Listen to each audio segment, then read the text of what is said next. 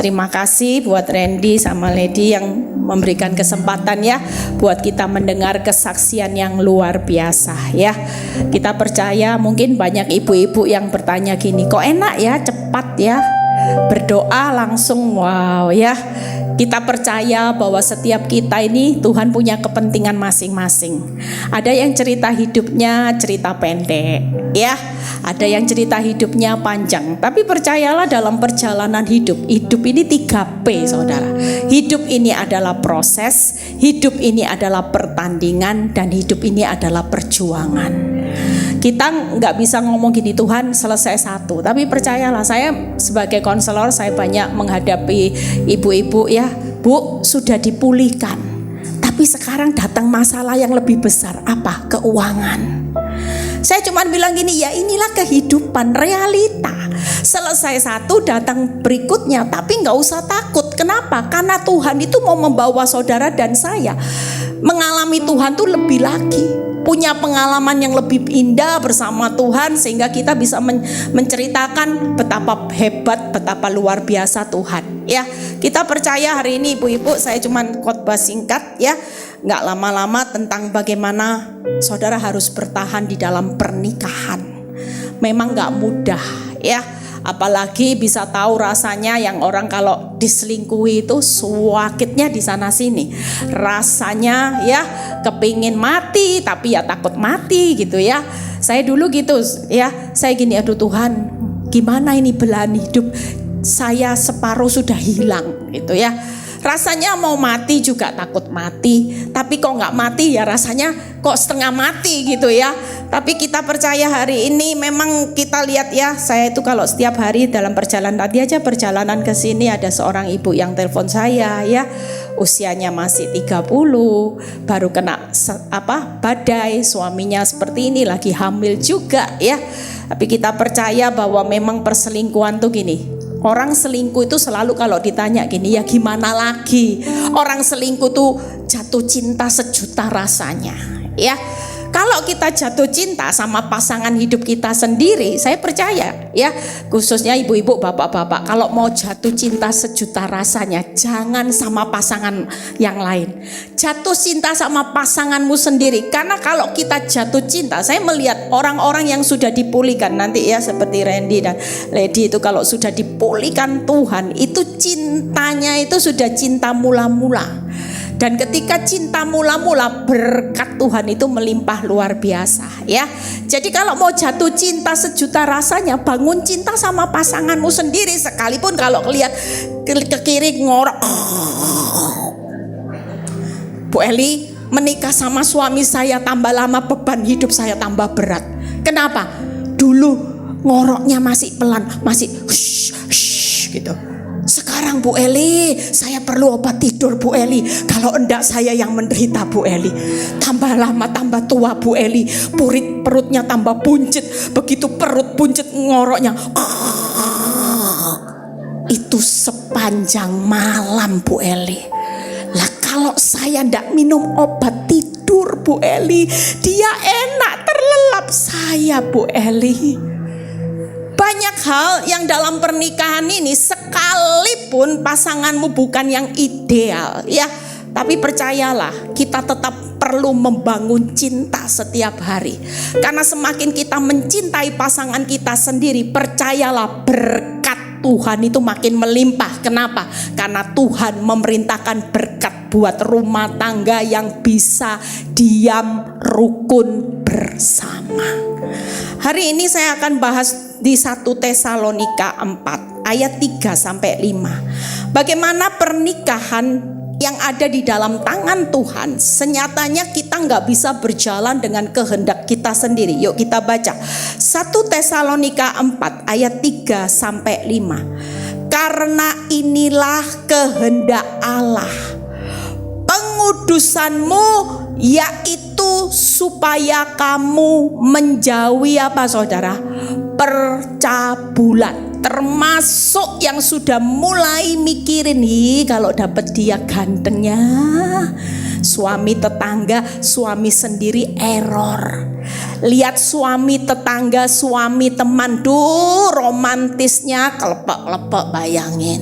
Hati-hati saudara ya. Ini awal kejatuhan, karena saya banyak terima konseling. Jadi teman baiknya sendiri sesama pelayanan, ya selingkuhnya itu. Bayangin Bu Eli, saya nggak pernah sadar bahwa yang ambil suami saya, teman pelayanan saya yang bertahun-tahun kami berdua melayani Tuhan sungguh-sungguh, kok tega. Saya percaya orang selingkuh itu nggak bisa ngomong kilaf saudara. Kalau marah bisa kilaf, dicubit dari belakang, marah. Tapi kalau yang namanya selingkuh nggak mungkin kilaf, karena masih mikir, chatting-chattingan, sayang-sayangan dulu, lanjut ketemu ngopi yuk, ayo. Jujur, selingkuh nggak ada yang ngomong namanya kilaf, pasti perlu waktu. Dan kita lihat supaya kamu masing-masing mengambil seorang perempuan menjadi istrimu sendiri dan hidup di dalam pengudusan dan penghormatan. Berbicara mengambil seorang perempuan itu berbicara kesetiaan. Kita kalau sudah menikah, walaupun sudah 1 hari menikah dengan orang error, ada orang yang tanya, Bu, saya baru menikah 2 bulan. Setelah 2 bulan masa promosi habis bulan-bulanan, Bu. Boleh cerai, Bu? Gak boleh. Apalagi kita sudah menikah, mengucapkan ikat janji di depan altar kudusnya Tuhan. Tuhan tetap berkata, jauhi percabulan, tetap boleh setia dengan istri yang sudah dipersatukan dan hidup dalam pengudusan. Nah, 3 hal ini yang saya akan bahas ya. Banyak pernikahan hancur. Ayat 5 kita baca, bukan di dalam keinginan hawa nafsu. Banyak pernikahan hancur itu karena keinginan hawa nafsu, bukan lagi keinginan Tuhan. Kalau kehendak Allah, kita itu harus menjauhi percabulan. Apapun alasannya, kita harus setia dengan seorang istri, dengan seorang suami yang Tuhan sudah tetapkan. Sekalipun kita nggak mungkin, kita sadar kita nggak mungkin menikah dengan orang yang sempurna, ya nggak ada saudara. Menikah dengan orang, mungkin saudara kalau lihat di Instagram ya, orang itu kelihatannya keluarganya sempurna ya, iya, cuman berpelukan 1 menit, cium 1 menit, itu kelihatannya. Coba dalam 1 hari 24 jam saudara tinggal dalam keluarga itu, gak ada yang sempurna. Selama kita gak berjalan dengan firman, gak mungkin saudara. Kita percaya 3 hal ini. Pernikahan yang Tuhan mau di dalam tangannya Tuhan itu pernikahan yang tanpa percabulan. Jadi yang namanya TTM, yang namanya mau chatting sama suami orang, ya mulai sekarang. Jujur waktu saya ngalami keadaan rumah tangga saya, suami saya mulai error, ada nggak orang-orang yang cari kesempatan untuk mulai deketi saya? Ada. Mulai kasih perhatian, sudah makan say, ngapain say gitu. Jujur banyak yang orang cari kesempatan lah. Namanya saya juga kurang tati tayang. Awal-awalnya ya saya jawab, iya belum makan, tapi saya nggak jawab say. Saya masih tahu tanda-tanda batasannya. Tapi setelah lama saya sadar, Tuhan bilang gini, awal kejatuhan dosa itu mulanya biasa-biasa. Nanti kalau kamu lanjutin terus, yang biasa-biasa sudah jadi jerat luar biasa, kamu akan sulit keluar. Jauh lebih baik hari ini kalau ada orang yang kurang kerjaan, sudah tahu orang punya suami disai-sain, cepat kamu ndak usah jawab, oh iya ya benar juga. Yang kedua, pernikahan itu setia sampai maut. Itu tadi sudahlah, 1 istri, 1 suami. Mau nikah lagi, kalau orang tanya, Bu Eli kamu mau enggak saya kenalin? Teman-teman saya itu suka godain. ya. Suatu kali kita pergi ke Bali, ada seorang pengusaha gitu ya. Pengusaha ini lagi cari istri gitu ya. Dia bilang gini, ayo aku kenalin. Kamu kalau dapat ini kita semua kebagian apa? Ini pengusaha punya pesawat pribadi. Jadi kalau kita jalan-jalan kita bisa ikut kamu. Ayo, mumpung ada orangnya gitu ya. Saya cuman bilang gini, enggak. Saya enggak butuh yang seperti itu. Karena saya punya harta yang lebih besar dari seorang teman. Saya bilang, ini tajir bukan tajir, tajirnya melintir. Sudah tajir melintir, saudara. Saya cuman bilang ini, Yesus itu lebih berharga daripada tajir melintir naik pesawat pribadi, nanti tidak bisa naik pesawat sampai ke surga. Gimana? Saya nggak punya tiket. Lebih baik saya tahu bahwa harta terbesar saya adalah ketika saya mempertahankan pernikahan, karena itulah kemuliaan yang akan Tuhan nyatakan. Amin. Yang kedua, yang ketiga yaitu pernikahan yang saling mengasihi dan menghormati. Nah, kita buka satu persatu. Bagaimana pernikahan yang tanpa percabulan atau perselingkuhan? Kalau saudara baca di 1 Korintus 6 ayat 18 sampai 19a. 1 Korintus 6 ayat 18 sampai 19a. Kita baca. Jauhkanlah dirimu dari percabulan. Setiap dosa lain yang dilakukan manusia itu terjadi di luar dirinya, tetapi orang yang melakukan percabulan berdosa terhadap dirinya sendiri. Makanya banyak orang yang kalau selingkuh itu ujung-ujungnya pasti kena sakit. Itu pasti. Yang berikutnya 19, atau tidak tahukah kamu bahwa tubuhmu adalah bait Roh Kudus yang diam di dalam kamu. Nah, kita lompat di Ibrani 13 ayat 4. Tuhan itu berulang kali selalu mengingatkan kita, jauhi percabulan.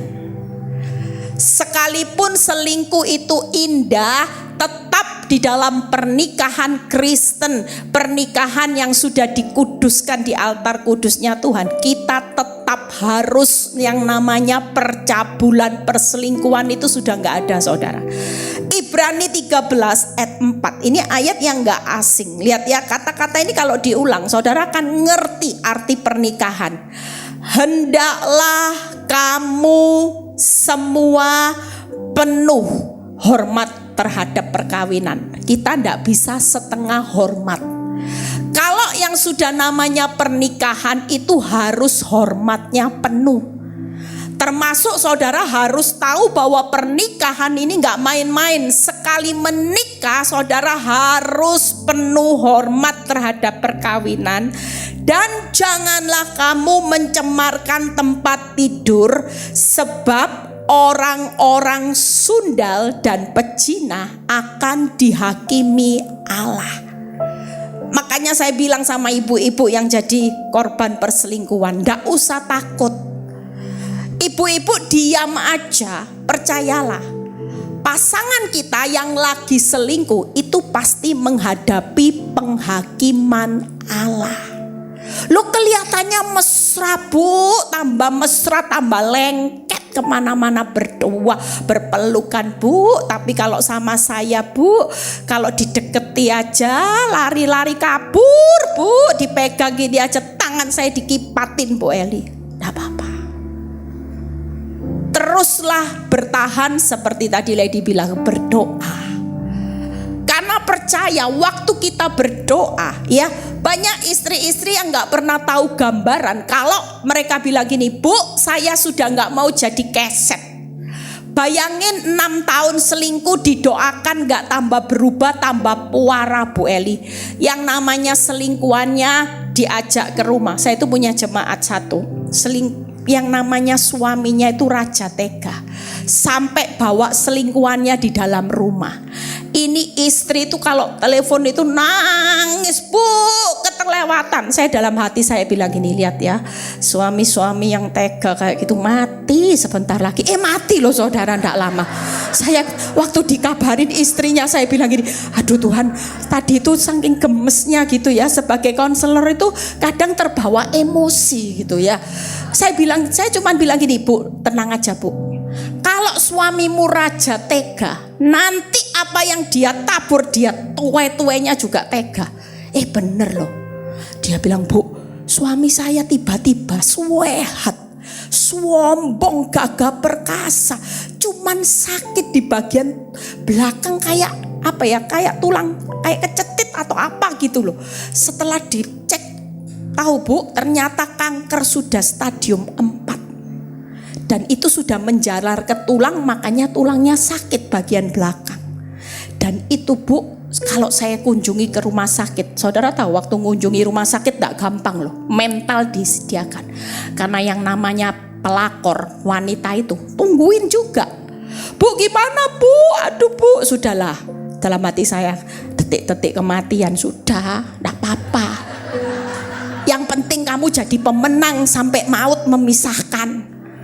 Terus gimana Bu? Datang, tahanin. Sudah, jangan lihat wajahnya pelakor. Kamu terus lihat wajah suamimu, terus pandang dia. Doain ya, aku maafin. Saudara tahu waktu di rumah sakit dia cerita, suaminya itu minta maaf sampai nangis. Dia bilang, maafin aku. Selama kamu tidak maafin aku tidak bisa hidup tenang hari ini. Dan saya bersyukur waktu itu detik-detik kematiannya benar-benar dia keluar lebih dari pemenang. Karena pada waktu meninggalnya istrinya yang sah di mata Tuhan sampai maut memisahkan itu ada di sampingnya. Saya bilang kamu lebih dari pemenang, percayalah berkat anak cucu, berkat kelimpahan akan Tuhan berikan buat orang-orang yang menyelesaikan pertandingannya secara finishing well. Kalau saudara lihat 3 hal, buka PowerPoint-nya, bagaimana hari ini pernikahan yang tanpa percabulan. Artinya Tuhan mau hormati perkawinan. Sekalipun pasangan kita itu bukan yang ideal, tetap pertahankan perkawinan. Hari ini pasanganmu gak setia, gak apa-apa, setia aja, setia.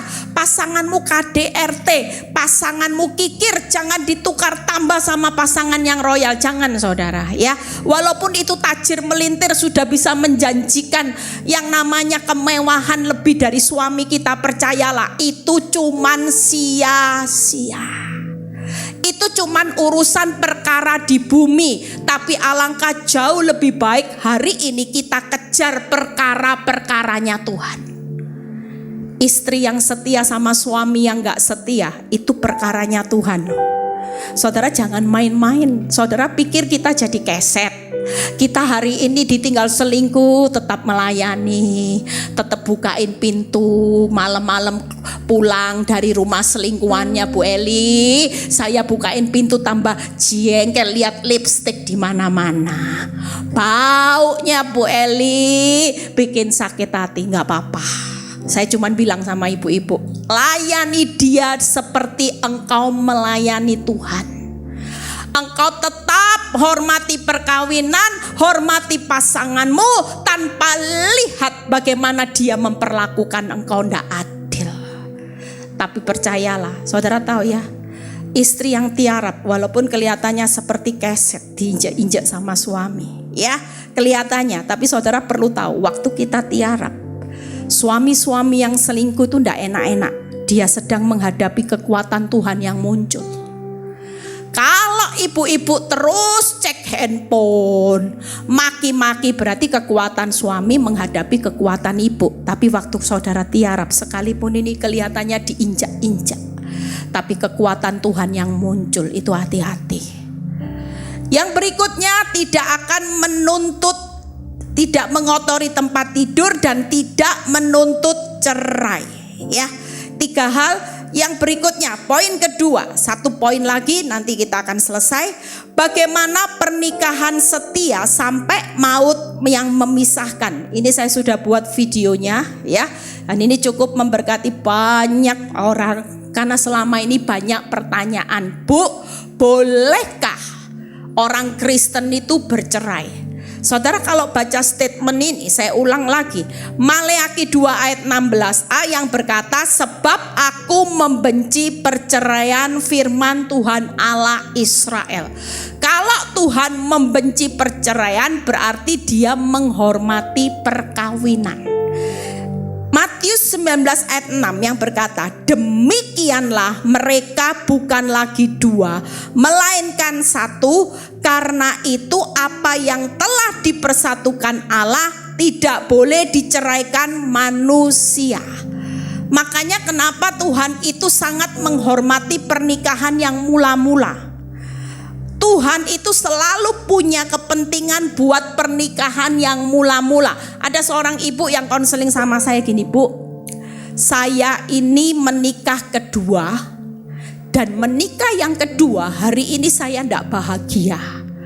Ternyata apa yang saya harapkan pernikahan kedua jauh lebih baik, ternyata jauh lebih parah dari suami saya yang pertama. Nah, saya ingin tanya Bu Eli, suami saya yang pertama belum menikah, sampai sekarang tetap masih mungkin mengharapkan pemulihan saya kembali.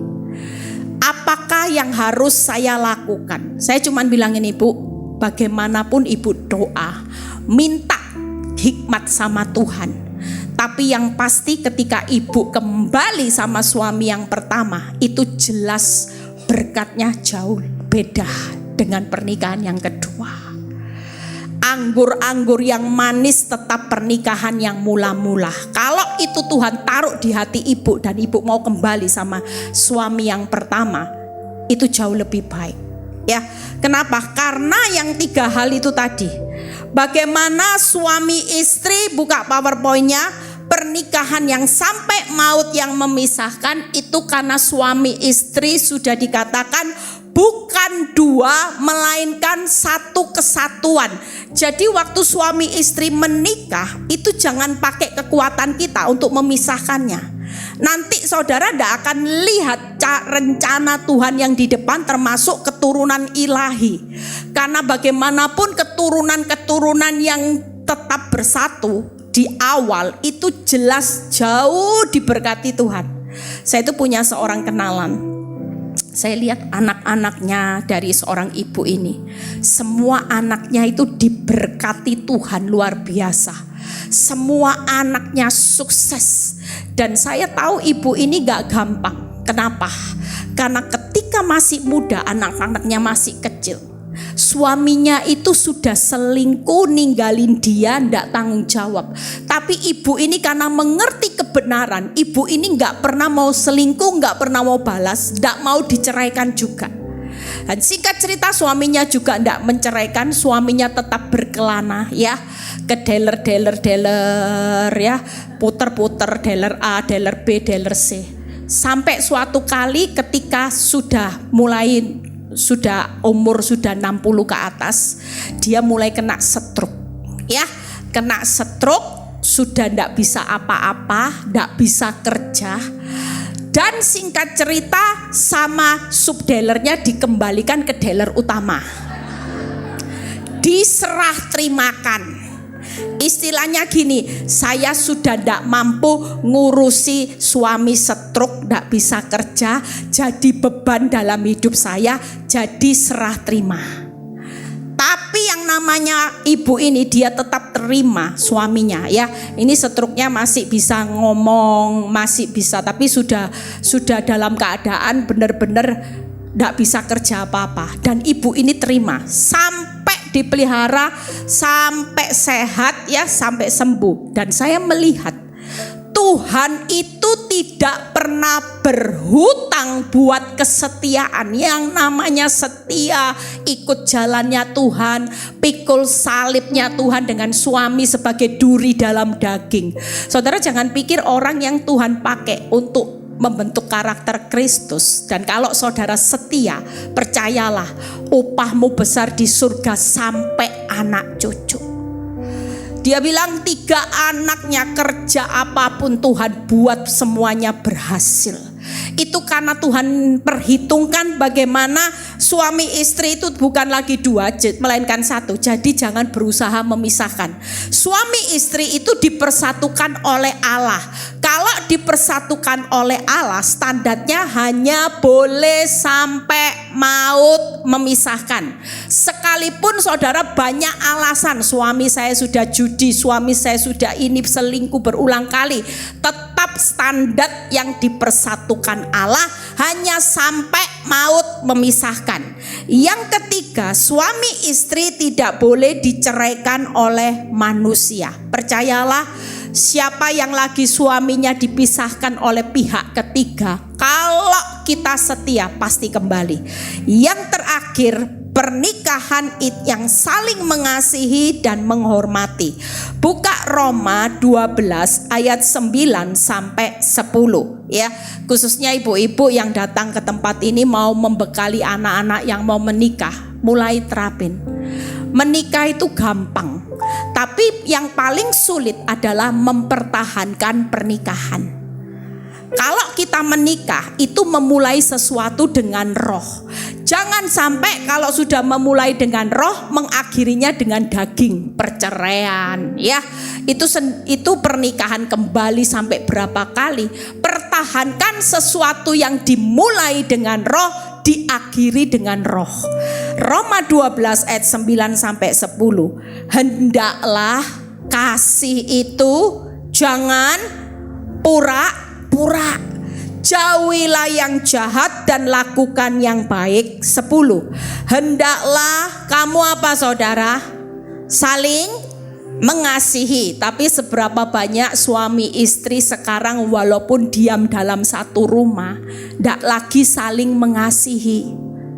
Sudah kasihnya tawar, kasihnya sudah kok enggak mati-mati ya. Saya pernah melayani seorang ibu, kalau saya datang ke rumahnya dia bilang gini, Bu, saya itu sedih loh Bu. Loh kenapa Bu? Setiap kali ada berita duka, kok orang lain, kok bukan suami saya? Saya cuma bilang gini loh Bu, ibu harus ngampuni. Iya Bu, saya ngampuni, tapi kalau saya terus satu rumah sama dia Bu, saya yang mati duluan. Bener loh saudara. Saya melayani ibu ini, bersyukur di detik-detik terakhir dia mati duluan dari suaminya. Karena hidup dalam kepahitan, dia tunggu-tunggu suaminya mati, dia mati duluan. Karena apa? Karena yang kepahitan jelas lebih cepat. Kalau saudara coba praktek, kepingin visanya cepat diperpendek, hidup oh sakit hati. Ayo, tiap hari sakit hati, pasti nanti cepat pulang ke rumah Bapak. Itu jalan tol saudara. Kenapa? Karena tiap kali saudara sakit hati, saudara nyiptain penyakit dalam tubuh saudara. Standar hidup kita itu hati yang gembira adalah obat yang manjur. Mau panjang umur, lihat suami selingkuh, suami pelit, suami KDRT, gembira aja. Suami pulang ndak bawa uang, bawa maki-makian, haleluya, puji Tuhan. Saya cuma bilang sama ibu itu dulu, Bu, sudah Bu, lepaskan pengampunan. Kalau ibu terus hidup kepahitan, ibu nanti kena penyakit. Bener. Dan ibu ini sudah meninggal dan saya dengar suaminya sudah menikah lagi. Loh lihat, semuanya malah dipermudah. Maunya ibu ini cepat mati supaya dia lepas bebannya, malah dia yang mati duluan. Nah, seringkali kita melihat 3 hal. Kasih itu jangan pura-pura. Artinya gini, setiap pernikahan kita pasti ada masalah. Gak mungkin gak ada masalah. Tapi yang dimaksud kasih jangan pura-pura itu menerima suami pasangan hidup itu apa adanya. Jangan ada apanya. Ya, kalau dulu suami kaya, kantongnya tebal, tiap ulang tahun dibeliin 1 kret baru bisa bilang sayangku honey. Tapi begitu bokek, perusahaannya mulai goyah. Tadinya 1 kret, sekarang boro-boro 1 kret cuman sebatang bunga. Bawa cuman 1 tangkai bunga. Sudah tidak ada artinya lagi. Hari ini belajarlah, kasih itu gak usah pura-pura. Kalau memang keadaan hidup suamimu berubah, Yang pasti saudara dan saya sebagai anak Tuhan jangan pernah berubah. Kita tetap mau sebagai anak Allah yang penuh kasih. Identitas kita sebagai anak Allah yang penuh kasih. Saudara tetap bisa memperlakukan pasangan hidup saudara dengan kasih yang tidak pura-pura. Tulus, tidak usah ingat-ingat masa lalu. Tidak usah lihat masa lalunya. Gara-gara dulu kamu berbuat dosa, kamu serakah, kamu ini. Sekarang kamu susah hidupmu, aku ikut susah. Enggak. Saya percaya bahwa suami-suami yang lagi jatuh, waktu seorang istri jadi tiang doa, yang punya kasih tanpa pura-pura, bangkrut tetap didukung dalam doa, dikasih semangat. Sudah, yang bangkrut sudah tidak usah dipikir. Yuk kita bangun kembali bersama Tuhan. Tidak usah lihat ke belakang. Aku sebagai istri yang tetap topang kamu, aku tetap di sampingmu. Di dalam keadaan kau senang, sekarang kau susah, aku tetap istri yang setia. Percayalah, dua orang yang sepakat terus berdoa, itu akan besar kuasanya. Kalau seorang istri tidak pernah jadi penolong, pendukung suami, percayalah, doa-doamu ini akan sulit, saudara. Doa-doamu hari ini akan lihat suamimu gak akan lihat terobosan. Kitab Amsal itu yang saya pegang. Istri yang cakap, suaminya tidak kekurangan keuntungan. Itu berarti setiap respon istri itu datangin hoki buat suaminya. Berkat itu pasti, saudara. Makanya banyak orang bilang gini, Eli, saya itu lihat ya, biasanya kalau suami selingkuh, suami-suami itu kalau tidak bangkrut ya stroke. Lah saya lihat suamimu kok tambah kaya, tambah sehat. Saya cuman bilang gini, saya percaya, saya selama suami saya selingkuh, saya gak pernah doain yang buruk. Saya selalu berdoa, apapun itu dia jadi bagian hidup saya. Karena apa yang dipersatukan Tuhan itu tidak bisa dipisahkan. Dan saya dan Pak Nyoto bukan lagi dua, tetap jadi satu kesatuan. Kalau dia sakit, saya sakit, saudara. Dan waktu dia sakit jiwa, dia jatuh di dalam dosa, saya gak boleh tutup mata, saya gak boleh menghakimi dia. Tapi saya terus punya satu andil bahwa dia harus keluar dari jerat dosa lewat perjuangan saya, melalui doa, melalui kebaikan, kasih yang saya tabur. Saya akan ambil, tarik kaki suami saya yang hari ini tersesat untuk kenal Yesus sebagai Tuhan dan Juru Selamat. Dan Tuhan buktikan hari ini suami saya yang ateis itu bisa terima Yesus sebagai Tuhan Juru Selamat. Itu hanya karena kasih karunia. Makanya istri-istri, yuk, kalau sudah tahu suamimu lagi kesulitan keuangan, jangan dihakimi. Itu tidak membuat solusi. Jangan dikatakan salamu, kasihi dia, dukung. Percayalah, istri sebagai pendukung yang setia, suami yang tadinya bangkrut, tidak punya kerjaan, karena Tuhan melihat kesetiaan seorang istri, suami-suami akan diberi pekerjaan yang luar biasa.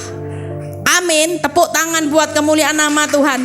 Yang kedua, jauhi yang jahat, lakukan yang baik. Sudah dalam rumah tangga ini, kalau bisa lakuin yang baik, lakuin. Tidak usah menciptakan pertengkaran, itu jahat. Menciptakan percekcokan. Yang penting hari ini rumah tangga itu damai. Kalau disalahkan, tidak salah, ya sudah, bilang iya sudah. Kalau aku salah, aku minta maaf.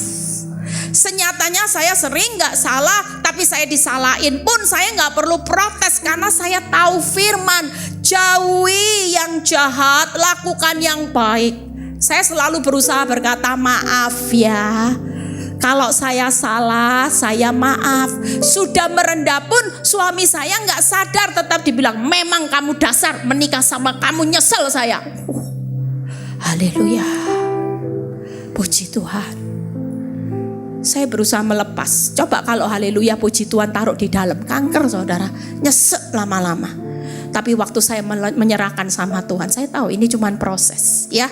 Yang berikutnya, ketiga saling mendahului dalam memberi hormat. Saya sudah selesai. Yuk pemain musik buka quote yang terakhir. Bagaimana kita mau ucapkan ini sama-sama sambil bangkit berdiri. Saya sudah selesai. Yuk bangkit berdiri. Kita mau nyanyi satu lagu.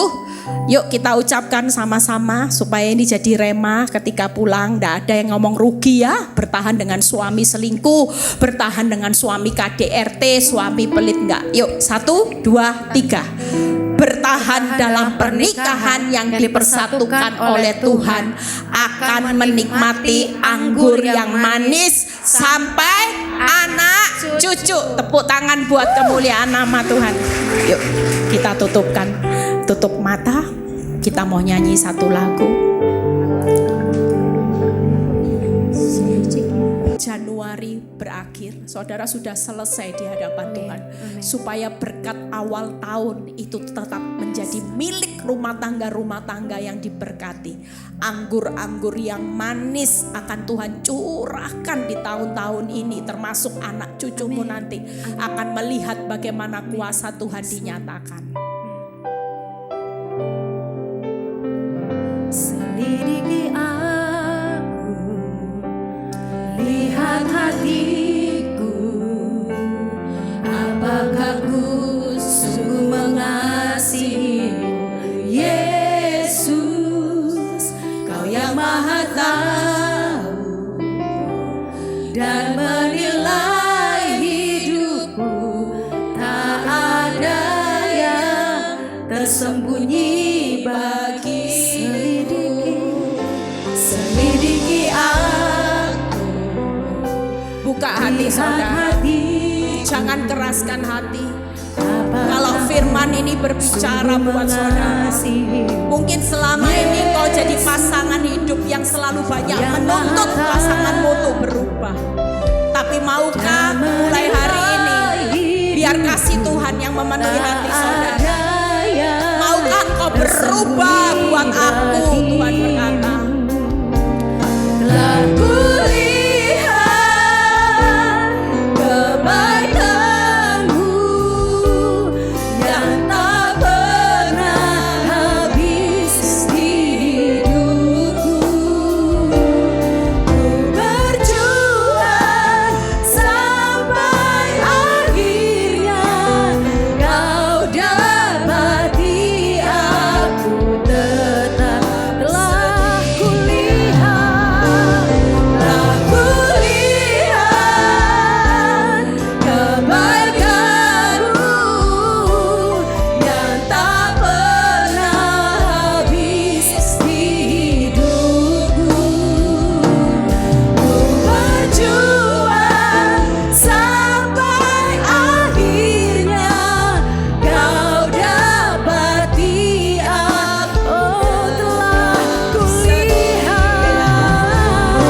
Telah kulihat kebaikan-Mu yang tak pernah habis di hidupku. Ku berjuang sampai akhirnya Kau dapati aku tetap setia. terima kasih Bapa. Seperti lagu pujian ini berkata, kami mau berjuang sampai Engkau dapati kami setia. Setia dalam pernikahan, di mana kami akan memperjuangkan pernikahan ini Tuhan. Sekalipun buat kami untuk menjalaninya kami tidak mudah.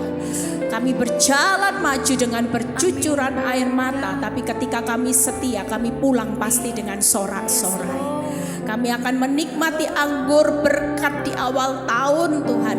Engkau melihat setiap jeritan hati anak-anak-Mu di tempat ini Tuhan. Mereka berkata, Tuhan, aku mau jadi istri yang setia. Aku mau jadi suami yang setia. Sampai di akhir hidupku, aku tetap akan mempertahankan pernikahanku Bapak. Tidak ada yang bisa memisahkan sampai maut yang memisahkan pernikahan. Terima kasih Bapa. Kami bersyukur buat siang ini. Setiap pergumulan kami Tuhan, ketika rumah tangga kami diam rukun bersama, disitulah Tuhan memerintahkan berkat demi berkat sepanjang tahun 2004 dan seterusnya. Kami akan dikejar oleh berkat Tuhan. Terima kasih Bapa. Berkati setiap kami yang sudah melayani Tuhan siang ini, jeripaya kami tidak pernah sia-sia. Berkati juga Randy dan Lady yang sudah menjadi kesaksian kekuatan buat kami. Berkati rumah tangganya, berkati ketiga anaknya, berkati usahanya. Terima kasih Tuhan buat setiap kebaikan-Mu. Kalau sebentar kami mau berpisah satu dengan yang lain, biar kami mengangkat tangan kami terima berkat Tuhan, berkat Abraham, Ishak, Yakub.